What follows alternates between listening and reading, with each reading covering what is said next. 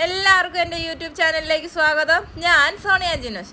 അപ്പോൾ ഇന്ന് വളരെ സ്പെഷ്യലായിട്ടൊരു ബിരിയാണിയുടെ റെസിപ്പിയുമായിട്ടാണ് ഞാൻ വന്നിരിക്കുന്നത്. വളരെ സ്പെഷ്യലാണ്. ഇതിൻ്റെ പേര് തരി ബിരിയാണി എന്നാണ്. അപ്പോൾ ഞങ്ങളുടെ ഇടയിലൊന്നും വളരെ പ്രശസ്തിയില്ലാത്തൊരു ബിരിയാണിയാണ്. അപ്പോൾ അതിനായിട്ട് ഞാനൊരു പാൻ എടുത്തിട്ടുണ്ട്.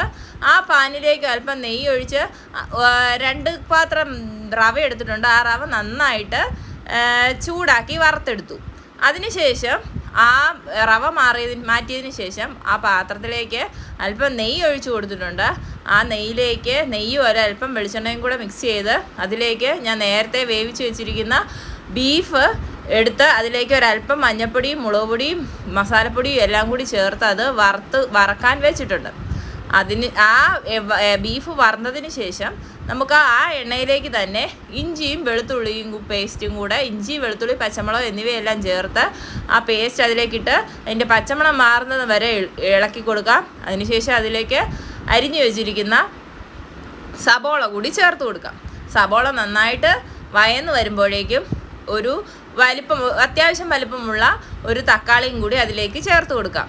ആ തക്കാളിയും ആ സബോളയെല്ലാം വയന്ന് വരുമ്പോഴേക്കും അതിലേക്ക് ഒരല്പം മഞ്ഞൾപ്പൊടിയും മസാലപ്പൊടിയും ഉപ്പുപൊടിയും കൂടി ചേർത്ത് അത് നന്നായിട്ട് ഇളക്കി കൊടുക്കാം. അതിനുശേഷം അതിലേക്ക് നമുക്കൊരല്പം മല്ലിയിലയും പുതിന ഇലയും എല്ലാം ചേർത്ത് കൊടുക്കണം. വളരെ ടേസ്റ്റി ആയിട്ടുള്ള ബിരിയാണിയാണ്.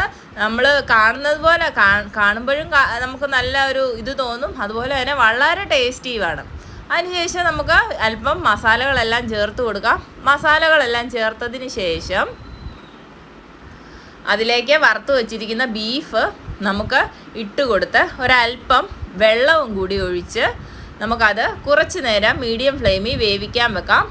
ഓൾറെഡി അത് കുക്ക്ഡാണ്. എന്നാലും നമുക്ക് ആ മസാലയുമായിട്ട് ആ ബീഫ് ഇതാകാൻ വേണ്ടി നമുക്കൊരല്പം ചൂടുവെള്ളം ഒഴിച്ച് അത് വേവിക്കാൻ വേണ്ടി അടച്ച് വെച്ച് വേവിച്ച് കൊടുക്കാം. വളരെ സിമ്പിളാണ്, വളരെ ടേസ്റ്റിയാണ്.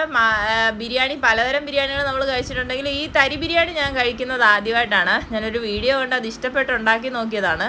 എന്നാൽ മക്കൾക്കൊക്കെ വീട്ടിലുള്ള എല്ലാവർക്കും ഒത്തിരി ഇഷ്ടപ്പെട്ടു. അപ്പോൾ ആ സമയം കൊണ്ട് നമുക്ക് അതിലേക്ക് അതിൻ്റെ മുകളിൽ ഇടാൻ വേണ്ടി ഒരല്പം അണ്ടിപ്പരിപ്പും മുന്തിരിങ്ങയും സബോളയും എല്ലാം വറുത്തെടുക്കാം.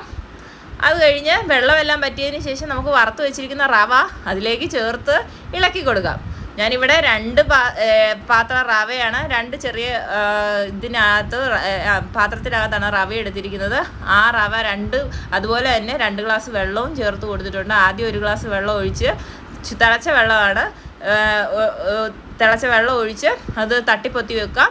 അതിനുശേഷം വീണ്ടും കുറച്ച് നേരം കഴിയുമ്പം 1 ഗ്ലാസും കൂടി ഒഴിച്ച് അത് ആ അളവിന് തന്നെ വെള്ളം ഒഴിച്ച് നമുക്ക് മൂടി വെച്ച് വേവിക്കാം. അതിൻ്റെ പുറത്തേക്ക് നമുക്ക് കുറച്ച് മല്ലിയിലയും പിന്നെ വറുത്ത് വെച്ചിരിക്കുന്ന കിസ്മസും അണ്ടിപ്പരിപ്പും എല്ലാം ചേർത്ത് കൊടുക്കാം. അപ്പോൾ അത്രയേ ഉള്ളൂ. കുറച്ച് നേരം കഴിയുമ്പോൾ നമ്മുടെ തരി ബിരിയാണി റെഡി ആയിട്ടുണ്ട്. വളരെ ടേസ്റ്റി ആയിട്ടുള്ളൊരു ബിരിയാണിയാണ്. അപ്പോൾ എല്ലാവരും വീട്ടിൽ മസ്റ്റായിട്ട് ട്രൈ ചെയ്ത് നോക്കണം. എൻ്റെ വീഡിയോ ഇഷ്ടപ്പെട്ടാൽ എല്ലാവരും ലൈക്ക് ചെയ്യാനും ഷെയർ ചെയ്യാനും സബ്സ്ക്രൈബ് ചെയ്യാനും മറക്കല്ലേ.